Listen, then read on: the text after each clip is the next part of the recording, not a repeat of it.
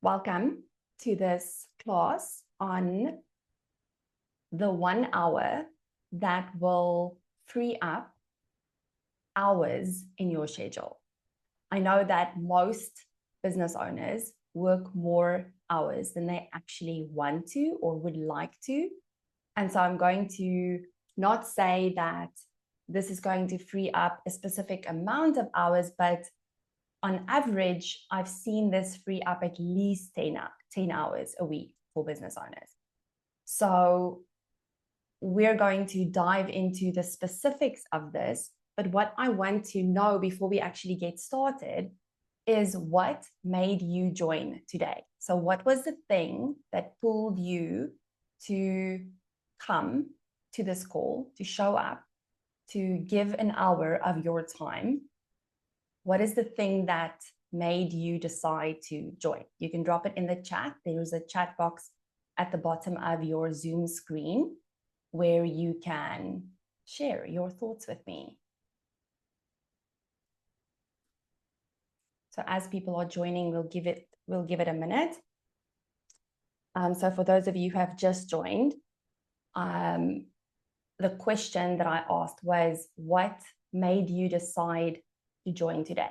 What is the thing that you are hoping to get or learn, gain from this session?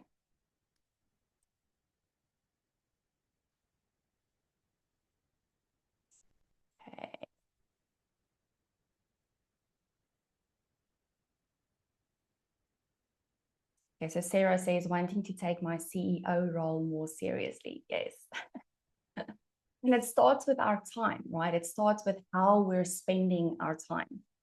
And so this is where to start. If we want to make more money, if we want to serve our clients better, if we want to feel more connected with our business, we have to look at where we're actually spending our time, what that looks like, what we're doing in the time that we are investing into our businesses. Again, so if you want to feel in control of your business, if you want to move through your week with intention and purpose, if you want to get to the end of your week feeling satisfied and proud with what you've actually accomplished and done and how you showed up during your week, if you want to build a schedule that supports your life and the business that you actually want to create, then this is the right place to be, okay?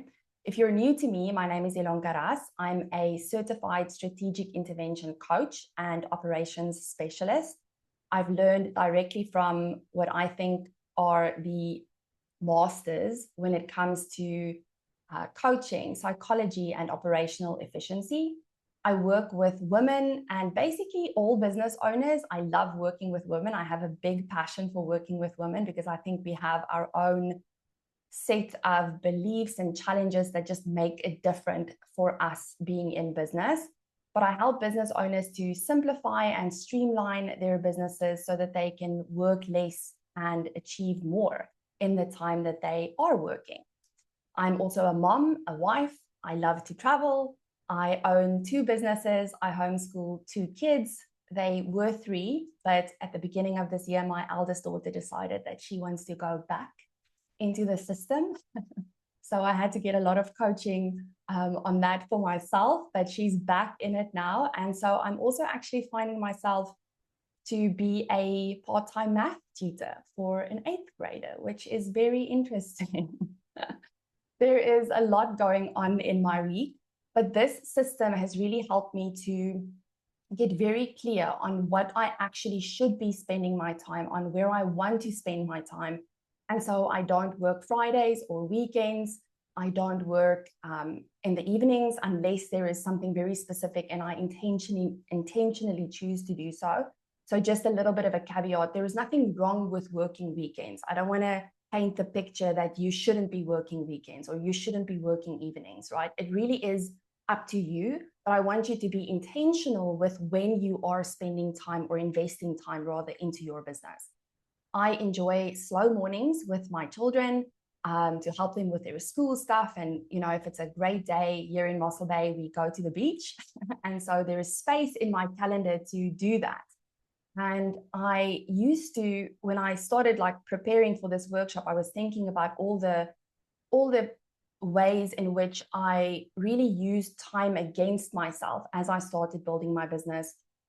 And I used to find myself always feeling overwhelmed. If my husband asked me, how's it going? What did you do today? What's happening? Like, what's going on? I would always tell him how overwhelmed I am and how overwhelmed I feel. That was sort of my mantra. So now I don't experience the overwhelm as much. And when I do, I know exactly how to get myself out of that space and into a more useful space so that I can actually focus on the things that I want to focus on in my business and in my life. So this class is designed to help you to experience what your version of working less and living more looks like, right? So what does a business that works for you look like for you, right? So I'm just quickly checking the chat. Taryn says she wants to learn how to work efficiently and more effectively, which is great. Lauren says, I want to learn how to step into my CEO identity because I feel disconnected from that. Barbara says, I want to get over my fear and get going. Yeah. So sometimes we know what we want to do and what we should be doing, but we're not doing it, right? And so we're going to touch on that as well today. So before we actually dive into the content of this, I want you to decide what you aim to get from this class, right? So you've dropped some ideas in the chat why you decided to sign up for this class, but I also want you to decide intentionally what you are going to extract from this class, because you're spending an hour and a half with me today. And I want you to get what you came for, but we can actually only get what we came for if we know what we came for, right? If we know what we want, if we know why we're here. And so this is why I'm asking you this question. So I want you to set the intention and decide that whatever it is that you came for, that you're going to get the answer to that, that you're going to get the insight that you want, and that you'll be able to implement this into your business today, right? So we're going to look at why we feel overwhelmed. We're going to look at some outdated time rules, traditional time management advice that actually doesn't work as well as we would like it to, and what does according to neuroscience, because there is actually some really interesting things and, you know, statistics and research that has been done in the area of productivity and managing your time that I think will be very helpful. And then I'm going to show you how to design this intentional hour that will completely shift how you show up in your business, how much you stress and worry about things in your business, and how much you actually get done. So my promise to you today is that I'm not going to fill this time with any fluff or hacks. I'm also not going to give you any unrealistic routines that only work if you don't have kids or don't have clients or can pay someone all the money to do everything for you, right? You're going to leave here with a new approach of time, one that actually works with you and your brain and the business that you want to build. Okay. So just a quick couple of housekeeping items.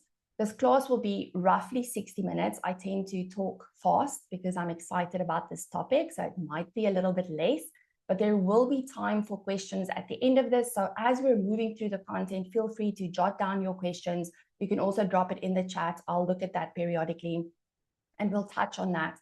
And then for those of you who are interested in working with me in a private capacity, you will learn more about that at the end of this class. Okay. So the reality of most of us in business is that we are overwhelmed. There is a lot happening, sort of coming to us from different angles, right? And that is overwhelming. We're not always sure what to do first or where to start or how to deal with specific problems. There's just a lot happening. We are working more hours than we would like. I like thinking of this as overworking. And again, overworking for me will be different than overworking for Sarah or Taryn or whoever else, right? It's going to look different for all of us. And so I want you to just get a picture in your head in terms of what is the ideal working scenario for you. Because if you have young kids, as an example, that is going to look vastly different than when you have kids that are teenagers, right? Or kids that are out of the house. And so we want to just consider what an ideal situation looks like. How many hours ideally would I like to invest in my business? And of course, there's always, seasons in business where we put in extra time, where we work longer hours. Maybe there is a specific project that you're launching or a new offer that you're bringing into your business, something that is requiring you to put in the extra time. Nothing wrong with that. But again, we want to be intentional with how much time we spend, where we invest our time. And we don't want it to be the norm, right? That we're always putting in extra hours, always working late, always working weekends, because that's actually a signal that on the operational side of things, there is room for improvement, right? And so it gives us an insight into where we can actually improve things. Most business owners get a lot of stuff done, especially the business owners that I attract into my world. We're high achievers. We take action quickly. We don't sit on decisions too long unless there's some other emotional resistance happening. But we also often still feel like we're behind. So even though we're putting in all of these hours, we're not necessarily making the kind of progress that we want to. And so it often shows up in ways where we have a long to-do list, and then we get to tomorrow, and then a half of the things on the to-do list of yesterday wasn't done. And so we have this sense of, I'm behind, like I need to catch up on things. Resting also feels very uncomfortable, right? There's always this thought that I should be doing something productive. And so the first thing that happens as my clients start freeing up time, they freak out because they're like, what do I do in this free time now? What am I supposed to do with myself? Because we actually feel, I don't want to say useless, but we almost feel like, I'm not needed anymore, right? And so there is a lot that we can talk on that as well. And then lastly, we actually struggle to switch off from business. And this is also partly why it makes it hard when we do free up time and we don't have an intentional plan for the time that we free up. We'll very quickly just fill it with work again, because that's what we know.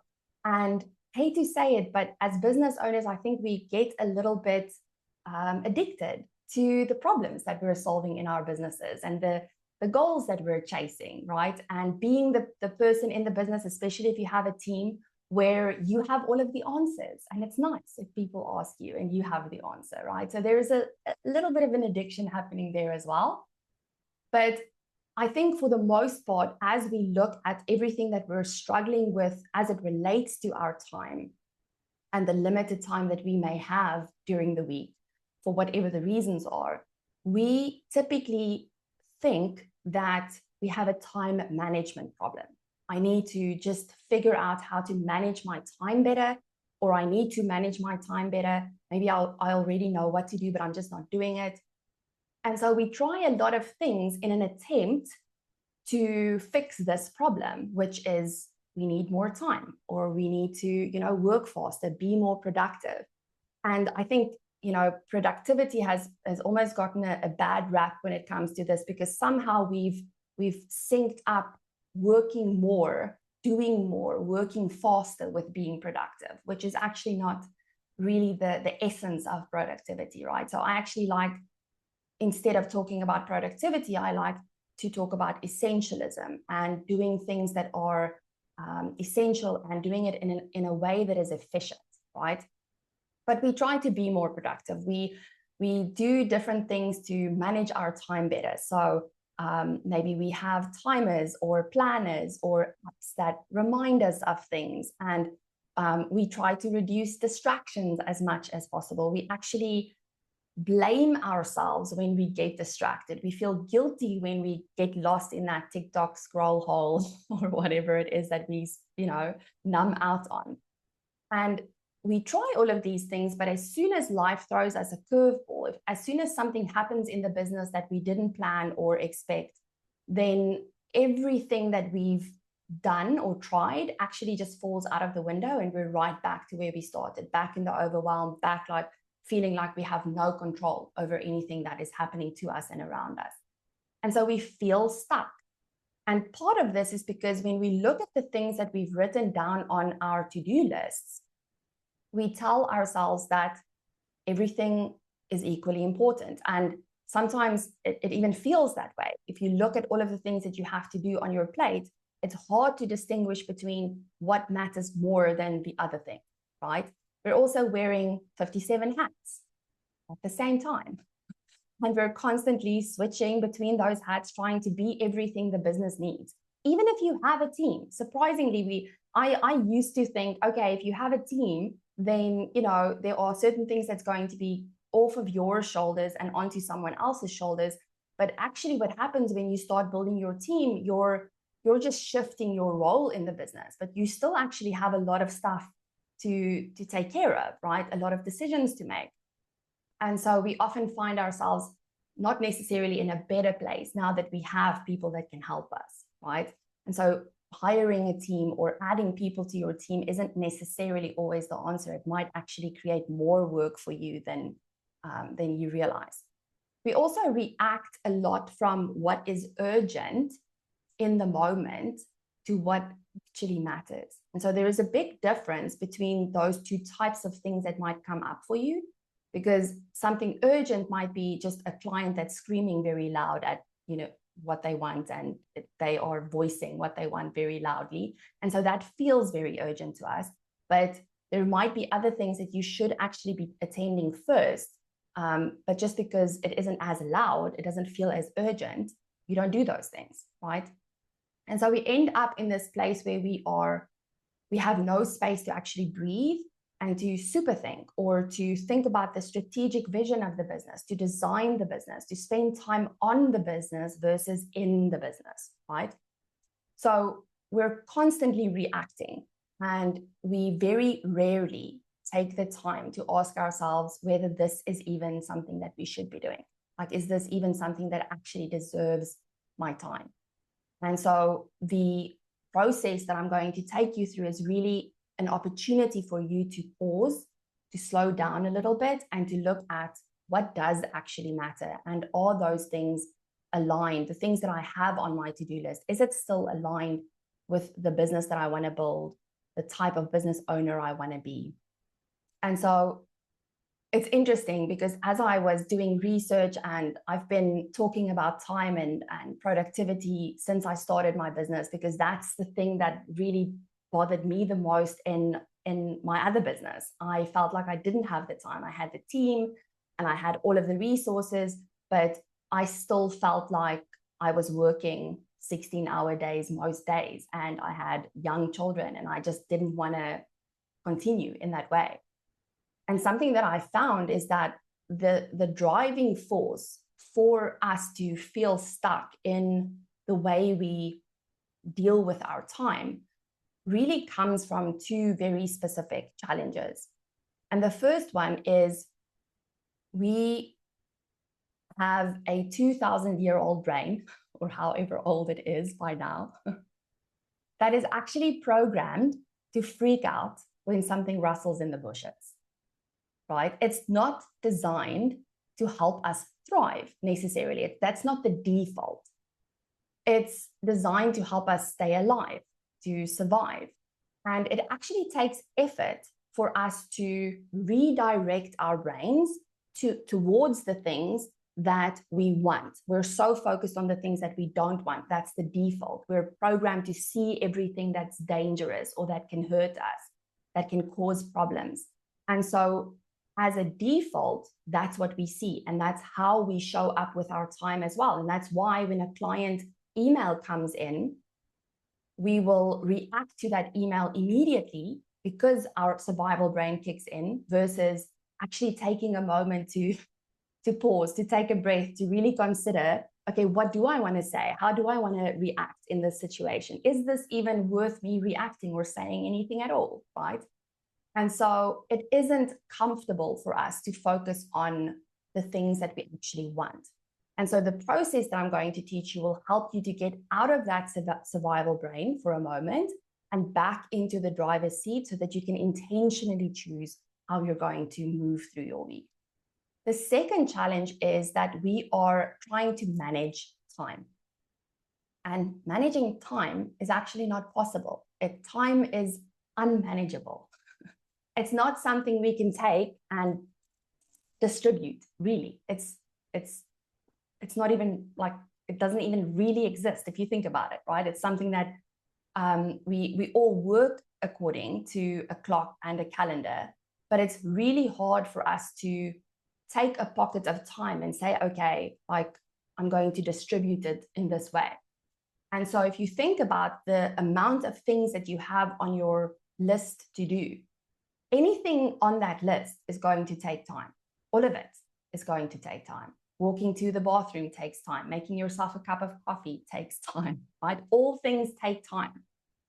And we sometimes use this against ourselves because we force ourselves to fit things into a specific time. And I think there is a time and place for it.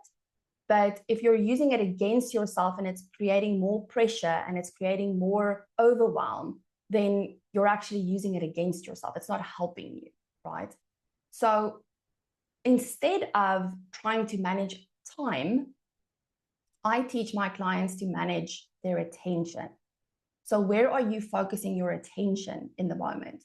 Because that you have control over, right? And that actually is the thing that makes you move forward faster or not. It's not time. It's not the amount of time that you spend on things that make it happen or not, that make it done or not, right? So I want you to, just for a moment, imagine the impact on your life. And I want you to really take a moment to feel this for yourself, to ask yourself. And if it's not relevant, I'm going to give you a couple of examples of what happens when we, instead of trying to manage our time and instead of always being a backseat driver to the survival brain, when we take back control, when we focus on our attention, on our emotions and how we feel in the moment and actually dealing with those emotions rather than just bulldozing over it, what would change in your life and business, right? What would the impact be if you could start your week with a plan and actually trust yourself to follow it through? Because this is the one thing that I know showed up for me so often, was I would make a plan, I would set a goal, but I wouldn't trust myself to actually create that or do that. So it's almost like I doubted myself. I would make the plan and it sounded nice, but when it actually came down to doing it, I wouldn't do it. I would revert back to whatever it is that I thought was important in that moment, right? So what would the impact of that be? What would the impact be of having space in your day, of not feeling like you're rushing from one thing to the next? And I think as we build our businesses and we have a bigger roster of clients and more work on the table, it's easy to feel like we don't have control over those things. But really you do, right? You do have control in terms of how many clients you're taking on, what you're charging those clients, what the delivery process looks like. There's so much that you actually have control over. And if you're constantly telling yourself that you don't have control over it, that is partly part of the problem, right? Because you are telling yourself you don't have time, you don't have control. And the result of that is that you don't, right? And so we want to just check in with ourselves, the stories that we're telling ourselves as it relates to time. What would the impact be of being present with your family at dinner, right? Or just not mentally having to solve problems for tomorrow. Like you're done with work and you can really, truly just allow yourself, because that's really what it takes, is to allow ourselves to rest, to switch off, to move our attention to something else.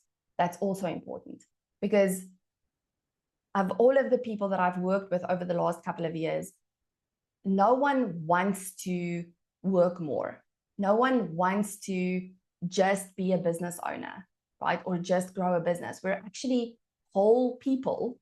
And there are other things in our life that is also important, other things that we also want to pursue and experience. So what would the impact of that be? What would the impact be of feeling calmer and more clear and in control, even when things aren't going well? Because one thing that is for sure certain is that we can make plans, and life is going to life. Things are going to happen. We're not always going to get exactly what we want or achieve exactly what we want. And so part of this is also understanding that you have complete control over how you respond to those things, right? And you don't have to give into that survival brain. It does happen. I still have my survival brain running the show some days, but I also have learned through practice how to recognize that and to bring myself back into a calmer space where I can actually make better decisions. How would it feel to be ahead or to feel ahead, right? And not behind? That is something that comes up in my coaching sessions so often, is we feel behind. But if we actually look at the reality, the factual things, you're not behind, right? It's just something you're telling yourself. It's a feeling that we have. And so again, it's an emotion that we actually need to learn how to process and work through, and then redirect our brains to what is actually the truth in our lives. What would the impact be of working without sacrificing, finishing your work without sacrificing your evenings or your weekends? And contrary to what we believe, we think that, you know, the work isn't done until it's done, but you get to decide when it's done. And so often, because we try to get things perfect, we're spending way more hours on things than is actually required or needed. I can't remember exactly how it goes, but there's a specific name for it. But at some point, the amount of work that you give to something, no one is even going to notice that, right? So we can spend so many hours on getting it perfect, but the tweaks that you've made up until that point, no one is even going to see it. And so why spend the time on it, right? And then lastly, to work fewer hours, but without sacrificing your income goals, because we can all work less. We can all just decide to go home right now, right? But we also are in business because we want to make money. We want to generate an income. And so we don't necessarily want to sacrifice those goals. And so this process is not just about freeing up time, but also doing it in a way that you can still hit your income goals and maybe even exceed those income goals, right? Because you're actually focusing on the right things in your business.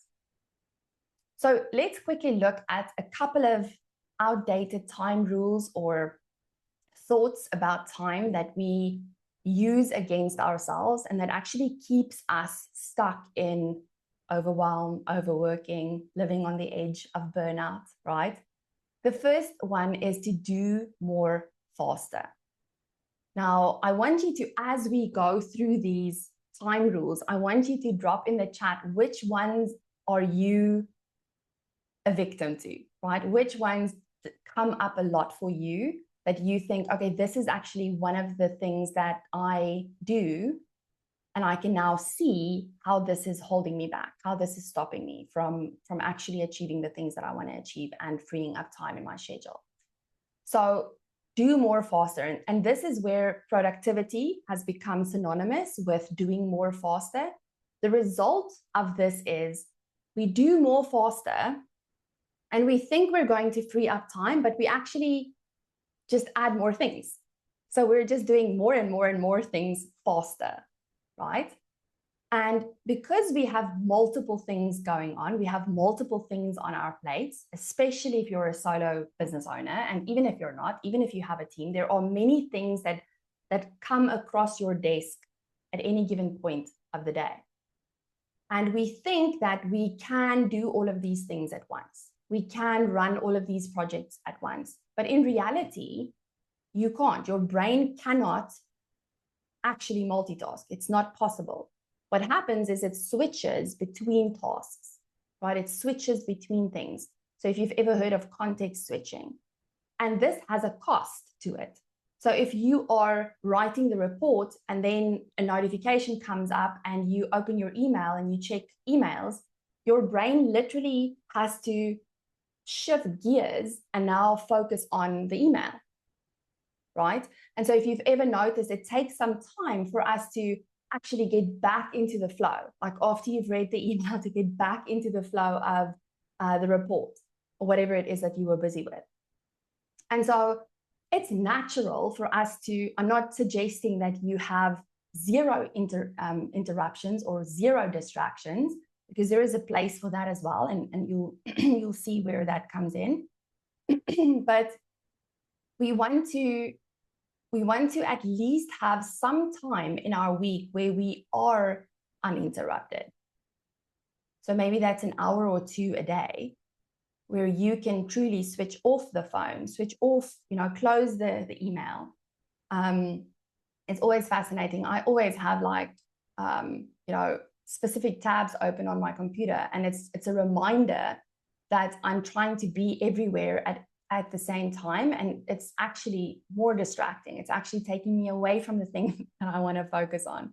So I always, intentionally close those tabs, because I still fall victim to it. So we're not immune to this. It's not like you get to this, eureka moment and it's not a problem anymore. We're constantly fighting distractions and, things that pull us away from the things that we actually want to focus on. But I think part of this is releasing the badge of honor that we carry with ourselves for being busy. So if you're constantly switching between things, no wonder you're exhausted and scattered by 3 p.m. because your brain is literally tired, right? And so just notice when you are trying to take on too many things at once. It will serve you well to choose one thing to focus on, if that's for 30 minutes, 45 minutes, however long you're giving yourself to put your attention there, but to not share it with anything else, right? Because you can't actually. The second time rule is to just push through. And it's not like someone actually told us to do this, but I think we've learned to do this. We've learned to just push through, to ignore what our bodies and our emotions and our minds are telling us. And I always say to my clients that there is a difference between giving into an emotion because you are afraid or you're limiting yourself in terms of the possibility that's available to you, versus you are legitimately tired and you need to rest. Right? There is a difference between being mentally tired and being physically tired. Like, we want to know the difference between the two. We want to know when we should push through or look at our emotion in the moment and deal with whatever it is we're feeling in the moment, which is always the better thing to do, versus just pushing through for pushing, like for the sake of pushing through. Does that make sense? Because I think we are used to, if we look at the traditional sort of 9-to-5 job, we are expected to work for 8 hours a day or 9 hours a day or 10 hours a day, whatever shifts look like. But in business, it doesn't actually work that way. It doesn't have to work that way. But for some reason, when we start our businesses, we're like, okay, for us to actually make this business work, we have to all work 8 hours a day. But in reality, we can't be productive for 8 hours a day. I was reading articles about like Picasso and all of the great minds of the past, and they didn't work 8 hours a day. They spent a couple of hours a day on their craft, and the rest of the time they were doing other things. They were out and about living life, and that actually helped them to gain experience and insights and new creativity for the things that they were doing in whatever it is that they were an expert in, right? So if you think about your natural rhythm as a person, neuroscience has actually proven that and it's different for all, it's not a set in stone number, but it's typically around a 90-minute cycle that we can focus. We really can't focus more than that. beyond 90 minutes, we're actually pushing ourselves, we're pushing through. But what happens is you are, feeling brain fog and you're pushing yourself towards burnout because you're not actually allowing yourself to rest, to break, to take a breather. And so if you're looking at how you're planning your week and planning your day, if you look at that to-do list, that's a perfect example of how we think, we make a list of things and we're like, I have to do all of these things today.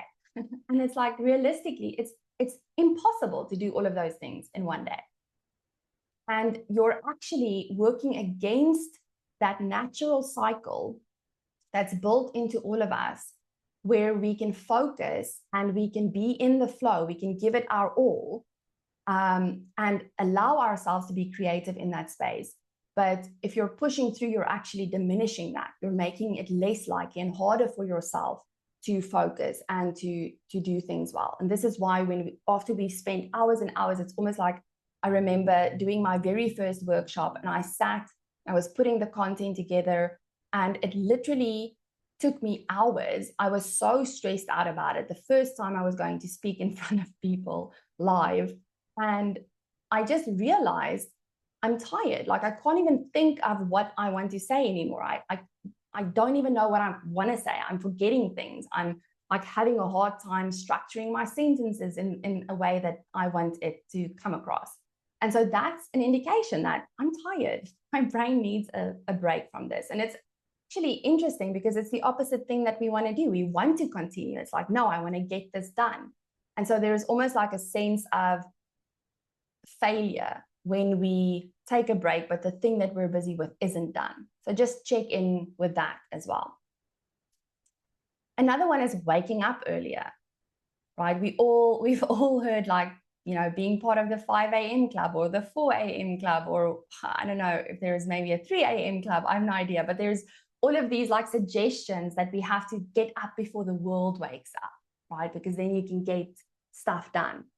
And this is true in some senses, because if I think about my kids when they were younger, the early morning was a great time for me to get up and get things done, because once they woke up, it was hard for me to actually get anything done because they couldn't even wipe their own butts, So it's like you had to do things for them and be there for them. But I think if you're using it against yourself and you're waking up earlier, but you're actually going to bed just as late, you're not necessarily going to bed earlier. Also, if your brain is actually overstimulated because you're not giving yourself rest, you're not giving yourself breaks from whatever the serious thinking stuff is that you have been doing.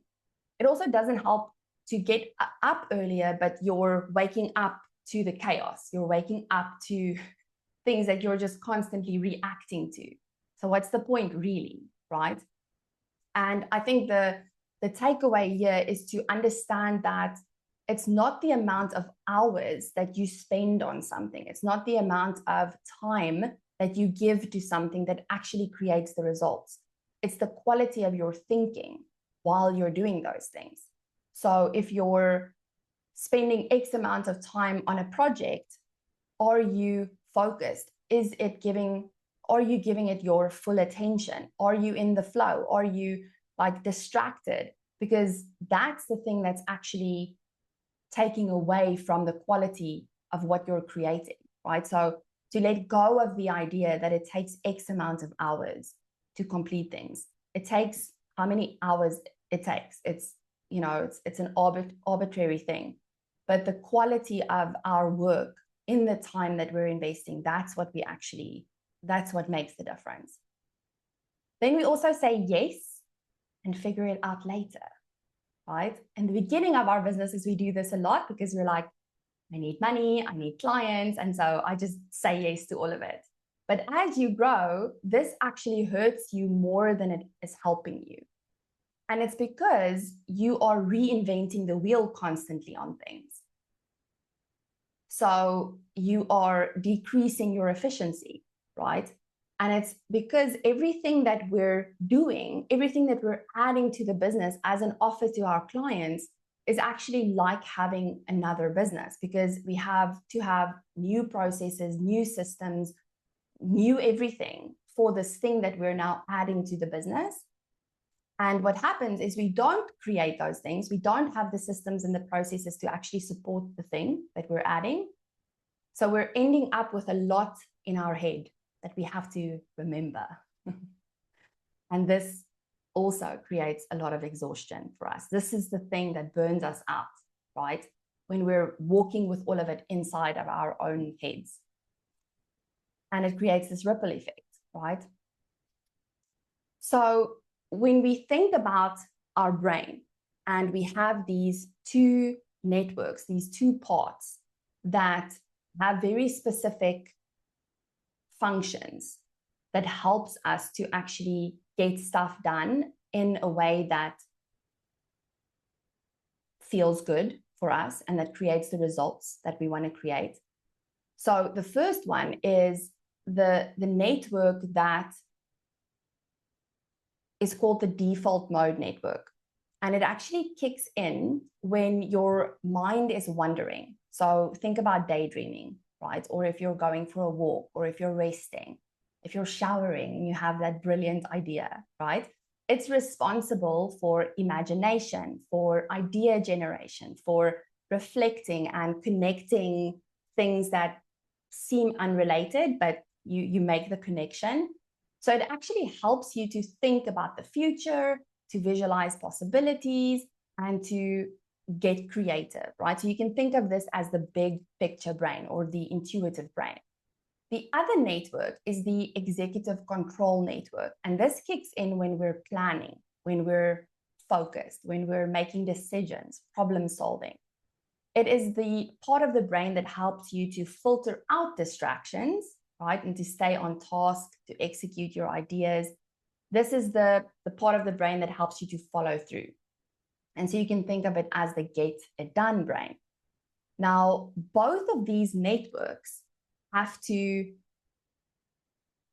fire for us to be truly productive, to truly be efficient and work effectively inside of our businesses. We need both. We need both the structure and the space.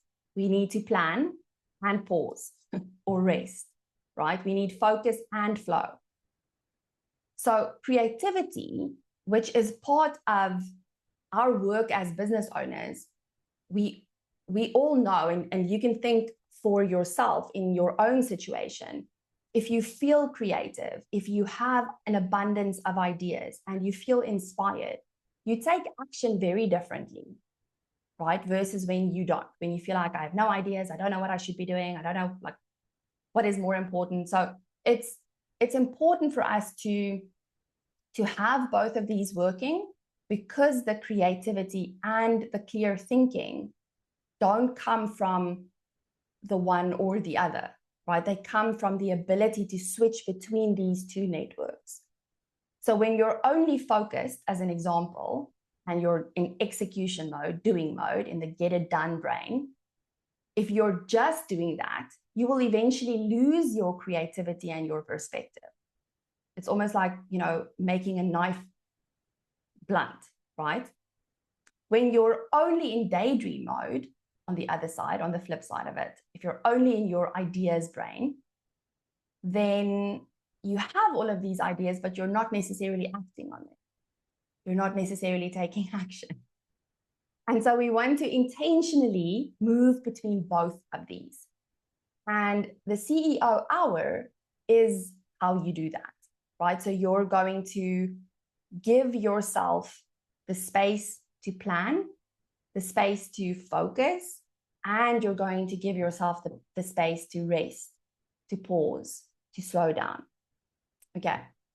Now, before we start on the actual hour and what you're going to do in the hour, I do want to just share a couple of important notes and give context to some of the things that we do in the hour, because otherwise it's just going to look like I need to do this thing, but you don't understand why you're doing it. You don't understand the importance of it. And then it's easy to just skip it, not do it, right?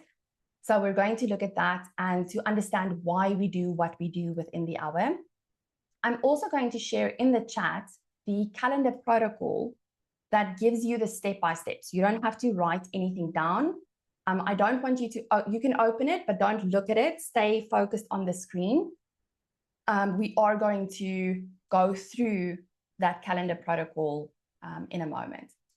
So firstly, what we do in CEO Hour is we're effectively planning with our higher brain, right? So I want you to think of when you're trying to eat healthy and you maybe want to skip the cupcakes or the desserts, right? If you're hungry and you maybe got back home from a meeting or something and you haven't eaten, you forgot to eat, and you're just like hungry, right? Actually, you're hangry at this point.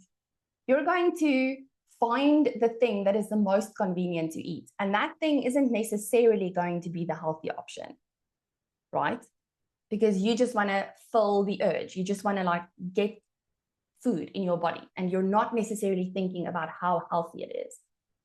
The same is true when we work through our week and we are planning daily versus weekly. When we plan daily, we are working from a reactive place where we are prone to fall victim to those urges and to whatever looks more important in the moment. And so we want to shift from planning daily to planning weekly, right? And also consider that when you are grounded, when you're calm, when there isn't this problem, challenge in front of you, you are going to make radically different decisions than when you are stressed and freaked out. And it's like, I have to give this thing my attention right now, right? Also, you're taking this hour at the beginning of the week so that you can set the tone for the rest of the week and avoid those urgency hijacks. And it's very much the same as when you plan your meals in advance. You will make better decisions about what to eat that is healthy or healthier if you plan in advance and if you prep in advance. If you have, the tomatoes cut and the cucumbers cut, and you can just throw it in a in a bowl, it just makes it easier, right? So that's part of why this is so effective. Secondly, we are always going to schedule downtime on purpose, not when we have to rest. We don't take rest when we're like, I can't anymore, I have to. Your body shuts down and you're like, it's sleep time now, right? We're going to do this on purpose before we need it. Because typically what happens is we take a break when we think that we've earned it. But you don't earn rest. It's not a reward. It's actually a strategy, okay? So we're going to put rest into the schedule before we need it and before anything else. And I think this is probably the hardest part of this process, because we're like, we don't want to give ourselves the break because it doesn't feel like we need it necessarily. But it will serve you well. Okay, then we're going to decide what matters. Because when everything feels urgent, when you think everything is urgent, then really nothing is, right? Nothing's important then. So this is an opportunity for you to zoom out and to make some executive decisions about your week. And there are specific questions that you're going to ask yourself that's on the document. But a few that I wrote down here is just a few extras that you can consider as you're planning your week, is to ask yourself, what will actually make this week a productive week?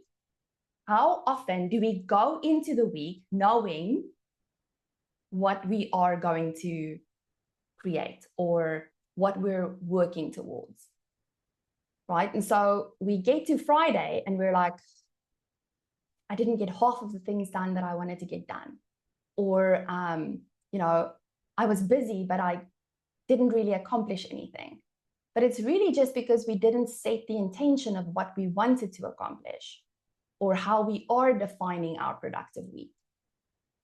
So what are the 1, 2, 3 things that you actually want to accomplish this week? What can wait? And what can maybe just be scrapped altogether? Because it's like, why am I doing this? It's not even necessary, right? We always find these things when we look for it. And then lastly, you define what is enough. So we often say things like, I haven't done enough, I haven't worked hard enough, I haven't given it enough time. So what is enough? Enough is a decision. We decide what enough is. It's not just going to fall on you. You're not just going to feel like I did enough. No, you have to decide it. Okay.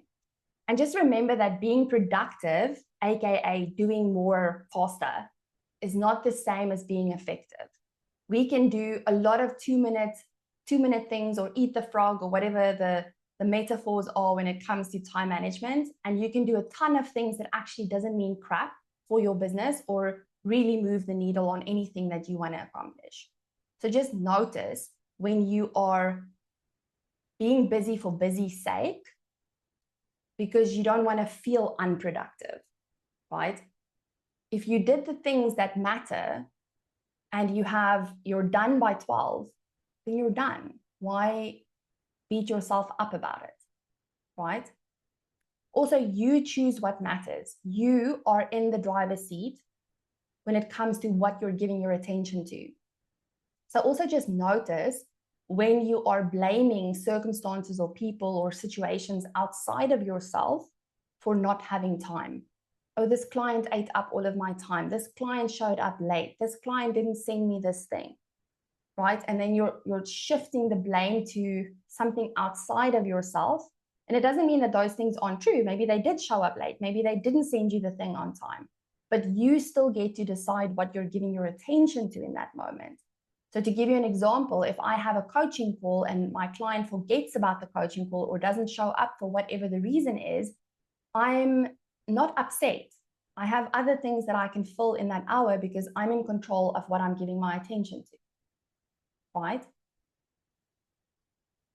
And I think the result of this, when we do this, we finish our week knowing that we did the right things. And I think that's more important than feeling productive or feeling like we did enough. We did the things that were important to us and where we want to go, not all of the things. Okay, so we're quickly going to look at the actual calendar protocols. I'm going to share my screen for that real quick. And then we'll just quickly go through the actual steps of it so that you understand exactly what to do. So the first thing that you're going to do is you're going to plan your week, not your day, okay? So choose a time where you can sit down for an hour.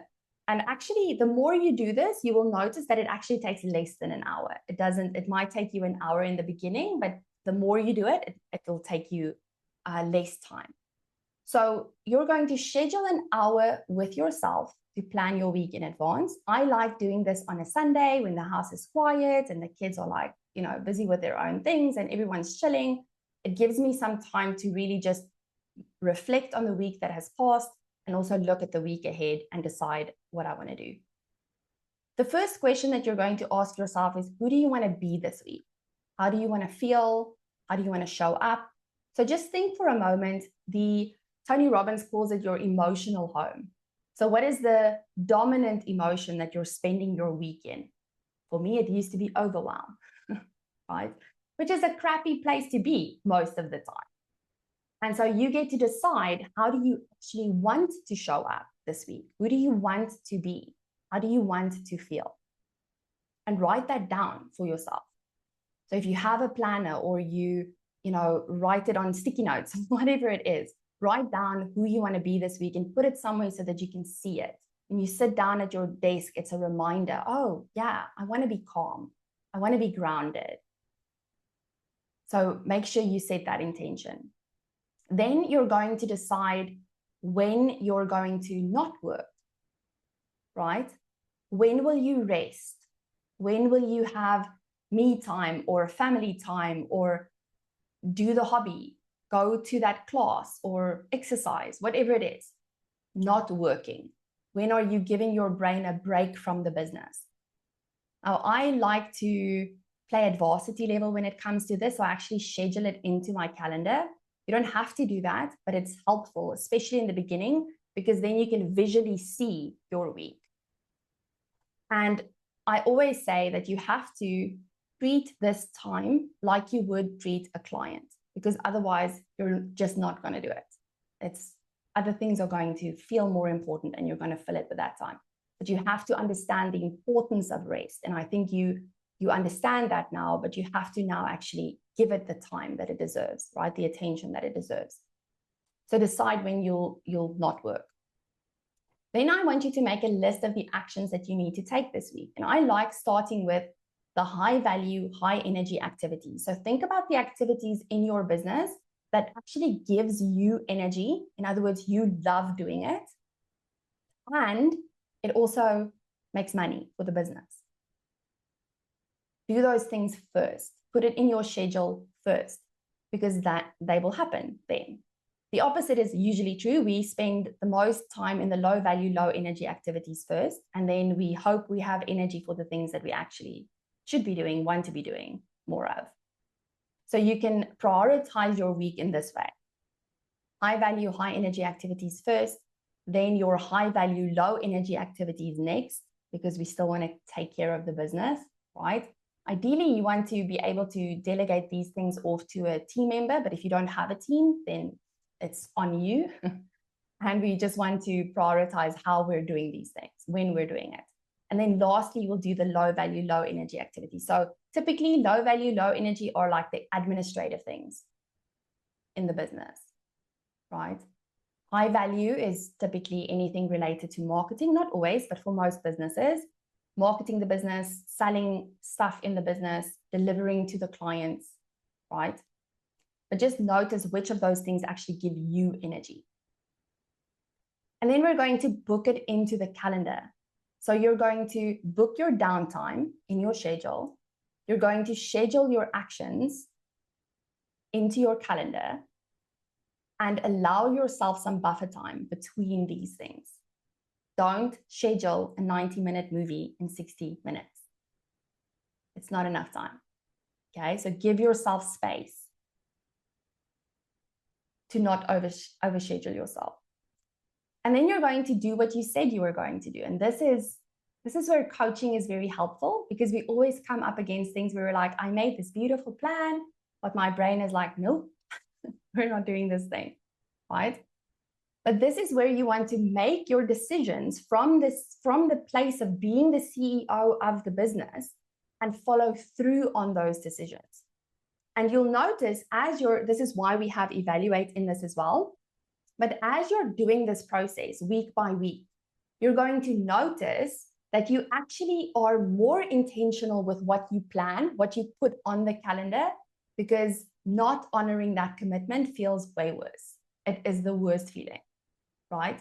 And so that's actually the thing that we work to avoid, because we want to trust ourselves at the end of the day to do the things that we say we are going to do. And so in order for us to do that consistently in a committed way is by not putting things on the calendar that we actually know we don't want to do this thing, or we don't actually have the time for this thing. So it just helps you to be more intentional. And just remember that it is a practice, right? It's a skill that you're building to plan. It's a skill to honor your commitments and your promises to yourself. But just remember, every time you make a promise to yourself and you break the promise, you plant a seed of doubt. Until eventually, when you say, oh, I'm going to do this, then your brain's like, okay, we'll see, right? You just don't trust yourself.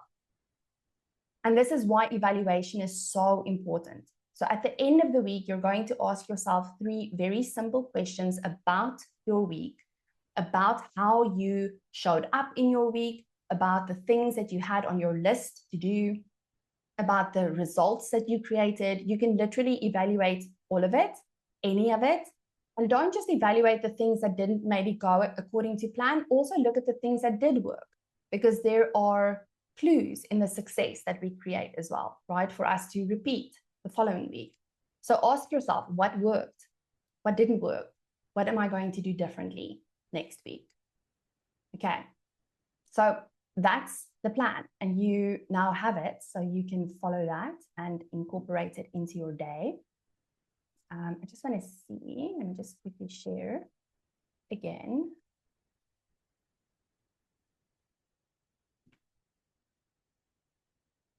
So as I said, it's hard and it's worth it, right? Give yourself, don't do this for a week and say, oh, this doesn't work, right? Give yourself at least a month to actually do this in your business.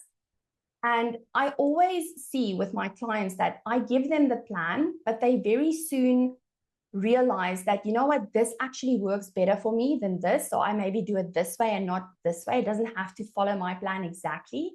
But instead of changing it right from out of the gate, try it, implement it into your business, and then evaluate every week. And then as you do that, as you get better at the skill of slowing down, thinking clearly, intentionally, planning in advance, committing to your decisions, prioritizing because it's important, not because it's urgent and there is an emotion that's driving it, it's going to allow you to see where you can tweak it and make it your own, right? So it doesn't have to look like this forever, but you have to start somewhere. So the result of this, the result of implementing this is that you will get more done in less time because you're focusing on things that are important, that you decided are important with your higher brain in advance, right? And because you learn what your capacity is, I know the very first time I did this, I was looking at my calendar, I put in the downtime and all of my client calls and all of the other things that I'm doing in my business. And I was like, holy heck, I really don't have time. I really don't have time. But if you look at it intentionally and honestly, you will find things that you can take off of your plate, things that you think are important now, but actually you can defer it for later. It doesn't have to happen this week. It can happen next, right? So it's really also a process or an exercise in being honest with yourself. And the more you learn what your capacity is and how much time you actually have available, what the things are that you want to give your attention and energy to, you will also learn how to say no with more confidence because you're doing it from a place of, I've decided what's important. And that's the thing that I'm giving my attention to. I'm not filling it because if I say yes to this thing, it means I'm saying no to something that was on my plan. And it's okay if you do that. I just want you to be intentional with it, right? As a result of following the plan and doing the things that you said you were going to do, you will also trust yourself more. And inevitably, you will achieve more in less time because you're not just being busy for busy's sake. You're allowing yourself to rest. The creativity is coming through. You're getting back into the flow faster. And you can stay there longer, right? Because you're not pushing through the things that you don't actually want to do. So I don't know who said this. One of my coaches said that it's an Asian proverb. I don't know. I've seen other people get quoted with this as well. But I want to leave you with this. To know and not to do is to not know. So you have the information now. And if you have the knowledge, right? But not implementing it, not taking action on it is the same as not knowing it. Right? So just consider that for a moment. And if you think that if anything has resonated with you in this process, if anything stands out in the sense that I can see how this can be helpful, give it a chance. Give it a chance before you diss it because it's simple, but it's effective. And it's something that my clients always, I was talking to a client that she's been a client for over 3 years now. And she also went through a week of hell with her business. And she said, you know what, I didn't do my planning this week. And I sort of fell off of the rails with that. And I know this is why I'm feeling this way. And so even if we are practiced in it and we are diligently doing it, we can sometimes fall off of the bus, but it's not an indication that you need to abandon it. It really is an opportunity to just get back on the bandwagon and go again. Okay. So that is the training. That's the CEO hour. You are welcome to drop any of your questions in the chat.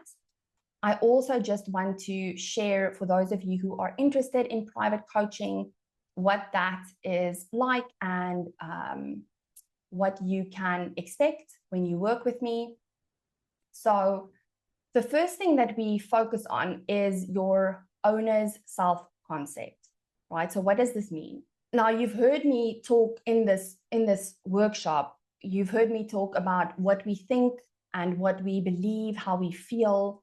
And in essence, the owner's self-concept is really all about what you believe about yourself, your business, your money, because those things directly impact and affect how you show up in your business, right? It impacts who you are as a business owner, right?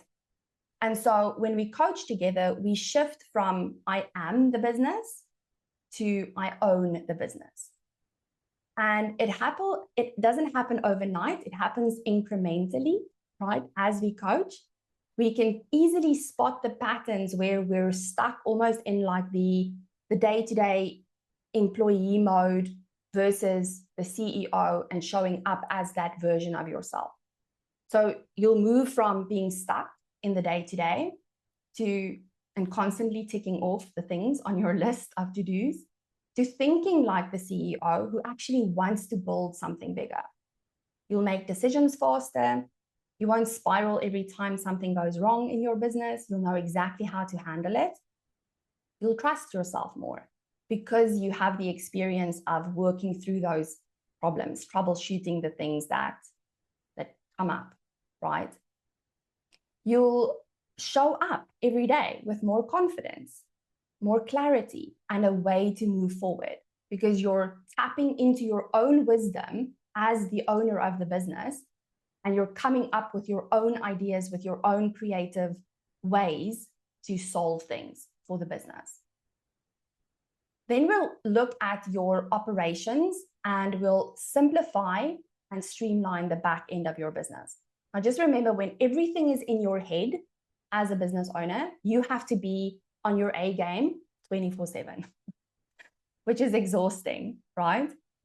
So this actually gets in the way of creating the things that you want to create because there is no space for anything else. It's everything's in your head and everything is on you. It feels heavy. It feels like a lot of pressure, right?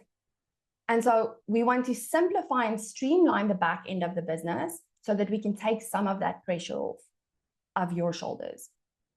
We're going to turn what is working into simple, repeatable systems so that things happen consistently and so that things don't fall through the cracks. I always say that it's not an exercise in adding more or adding new things to the business.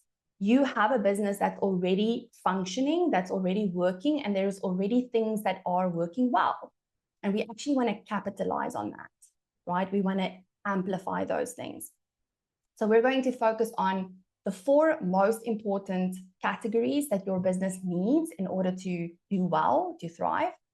And that is attracting your best clients, selling to your best clients, delivering to those clients at a high standard or at least the standard that you want to deliver at, and then also staying on top of your money.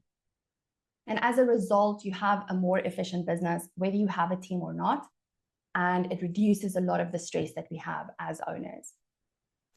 Then we also look at working less and making more. Because like I said, we don't want to just free up time. We actually also want to increase the revenue or at least hit the revenue goals that we want to hit for ourselves. Now, I think it's inevitable that business owners feel like they are drowning with everything that's on their plate. And so this is a reality for most business owners.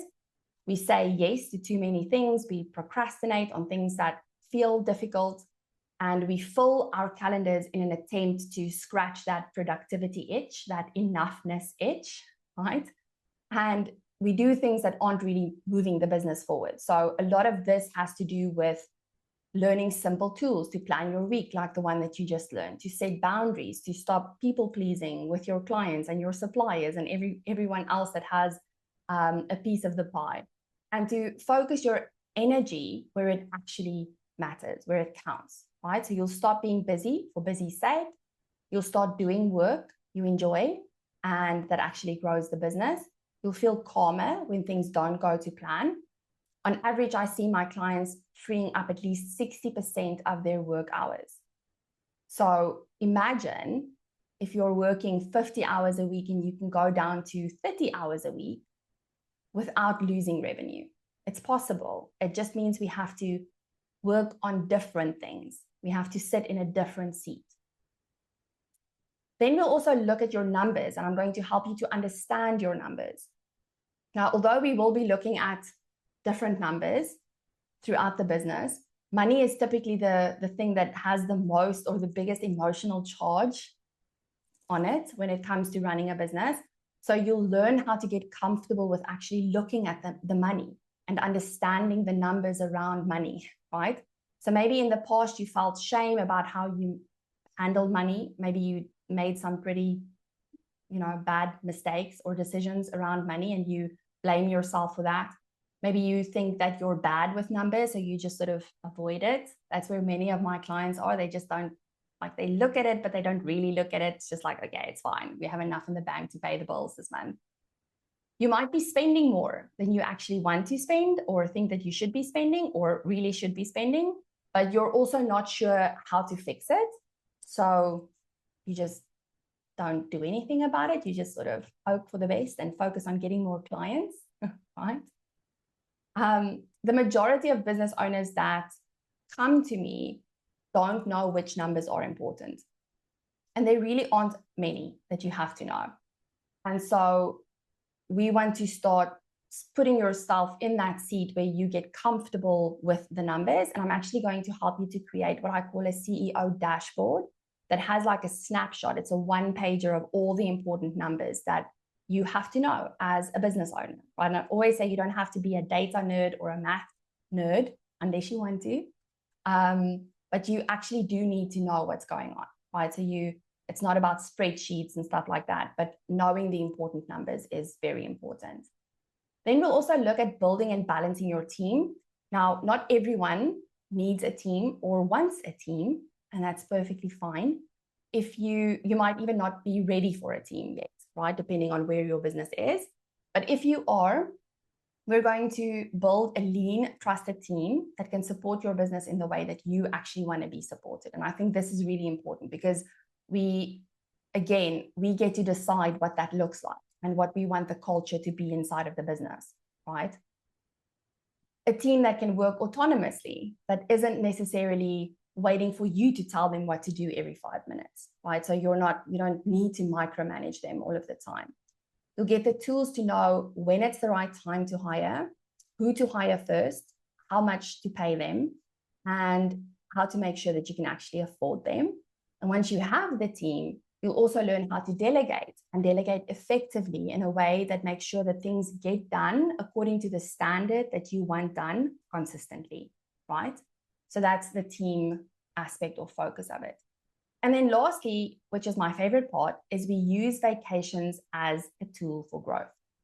Now, most business owners cannot fathom taking 2 weeks, 3 weeks, 4 weeks off of their business because they know that if they are not there, the business doesn't operate, right? Everything stands still. So I'm going to show you how we can slowly but surely, I'm not going to ask you just to take a 4-week vacation all at once because everyone will freak out, myself included. We're going to slowly work towards taking breaks, intentional breaks from the business with the purpose of making the business stronger, right? So it's an opportunity for us to see where the business is dependent on you or another person on the team, because sometimes the business owner has a team member and a lot of the work has been transferred to the team member, which is amazing. But now that team member actually has become the bottleneck inside of the business. And so that's something we need to address as well.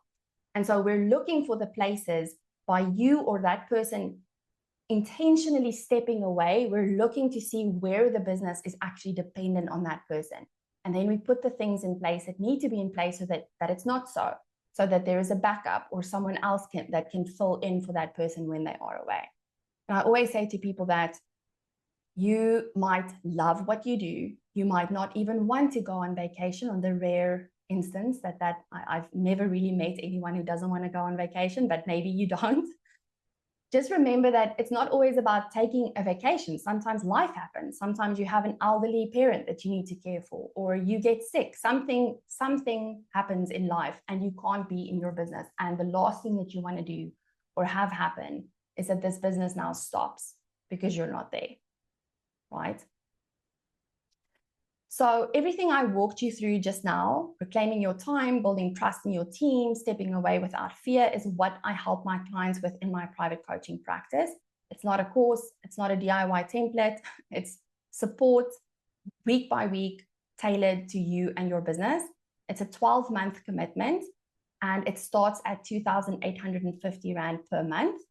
It includes a proven process, all of my strategic tools and templates, things that I can help you to implement faster, and also unlimited coaching.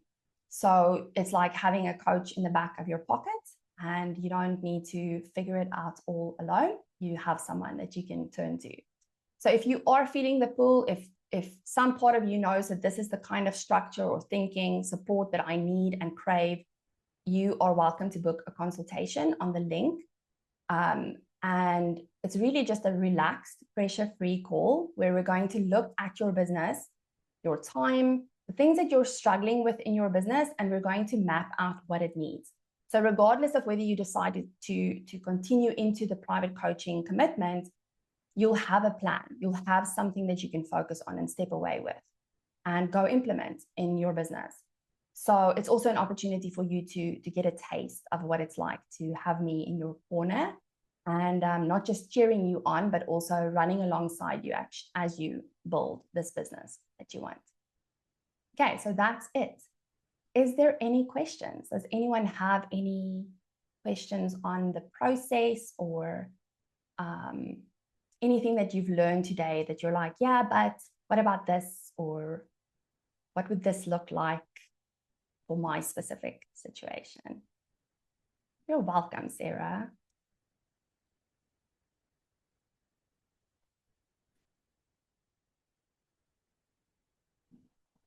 As you guys are typing, I am going to have this recording available, and you'll also get the slide deck of it. So if you want to rewatch it or come back to anything that we discussed today, it will be available for you. No questions? Nothing? My dad would always say, clear as mud. Hopefully it's more clear than that. I'll give it a minute in case anything pops up in the chat. You're also welcome to just unmute yourself if you have a specific question, and we can talk it through for those of you who are brave. Okay, I don't see any questions. Thank you so much for joining me. I hope you have an awesome afternoon, and implement this in your business and send me an email. Let me know how it goes. If there's anything that you feel stuck on or have trouble with or need more explanation on, you can send me an email and we'll talk it through. Have an awesome day. Barbara says, thank you. Will I find the link to book a chat in the email? Yes. So I can actually drop it in the chat quickly for those of you who want it.